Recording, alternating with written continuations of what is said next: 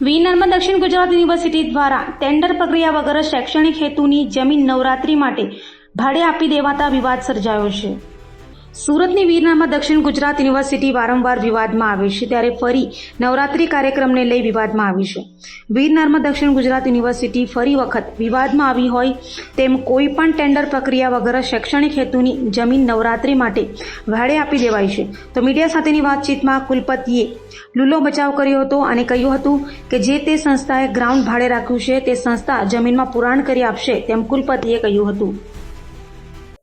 આપણા રાજ્યની તમામ સ્ટેટ યુનિવર્સિટીઓ પોતાના ગ્રાઉન્ડ અને પોતાની ભૌતિક સુવિધાઓ દૈનિક અને વપરાશના ધોરણે ભાડે આપવાની પોલિસી બનાવતી હોય છે અને ભાડે આપતી હોય છે।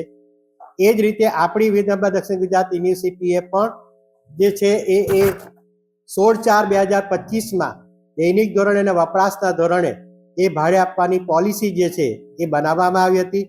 એના 2 માસ બાદ એટલે કે 14/6/2025 રોજ અમારી બોર્ડ ઓફ મેનેજમેન્ટ અને તમામ અધિકાર મંડળોમાં આ જે પ્રથમ આવેલી અરજી જે છે એનો સ્વીકાર કરીને 62,50,000 પ્લસ જીએસટી એટલે કે 10 દિવસના આ આટલી રકમનું ભાડું વસૂલ કરવાનું એ પોલિસીને આધારે એ કરવામાં આવ્યું છે। જ્યાં પોલિસી હોય આ જ રીતે અમારા અન્ય ગ્રાઉન્ડો અને અમારા કન્વેન્શન હોલો જે છે એ દૈનિક ધોરણે અને વપરાશના ધોરણે ભાડે આપવામાં આવે જ છે।